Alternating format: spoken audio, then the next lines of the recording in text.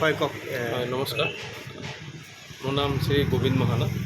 বালিপাৰাৰ আমাৰ চাৰিদুৱাৰ ভালুকপুং ৰোডত এটা ছেকেণ্ড হেণ্ড ই ৰিক্সাৰ শ্ব'ৰুম খোলা হৈছে। শ্ব'ৰুমৰ লগতে আমাৰ ৰিপেয়াৰ চেণ্টাৰো আছে নিজৰে, আৰু লগতে ইয়াত আপুনি গাড়ী ল'লে ধৰক 70-80ৰ পৰা ষ্টাৰ্ট আছে। ভাল কণ্ডিশ্যনৰ গাড়ী পাব, আৰু আমাৰ ইয়াৰ পৰা গাড়ী ল'লে আপুনি আৰু বেলেগ জেগাত কোনো জেগাত বনাবলগীয়া নহ'ব। আৰু কথাটো হৈছে কি, আপুনি 6 মাহ এবছৰলৈকে টেনশ্যন নহ'ব গাড়ী ল'লে, আৰামত চলাব পাৰিব। আৰু সেয়াই সকলোসমূহ বালিপাৰা, শোণিতপুৰ, ৰঙাপাৰা য'ৰ পৰা আহে আপোনাৰ ইয়াৰ পৰা ল'ব পাৰে। চবকে আমি কৰি দিম, আৰু হয়, হয়। ৰিফাইনেন্সটো নহ'ব, হয় কাৰণ ছেকেণ্ড হেণ্ড হয় এখন। হয় তো ইয়াত আপোনাৰ কেছ পে'মেণ্টে ল'ব লাগিব। হয় হয় আৰু লাহে লাহেকৈ চেষ্টা কৰিম, এতিয়া ষ্টাৰ্টিং কৰিছোঁ। হয় লাহে লাহেকৈ যেতিয়া হয় তেতিয়া ৰিফাইনেন্সৰো সুবিধা আমি কৰি দিম। হয়, যিহেতু দেখিছে মোৰ ডিলাৰখন চালে আপোনালোকে, এতিয়া আমাৰ এখন ছাৰ্ভিচ চেণ্টাৰ হয়।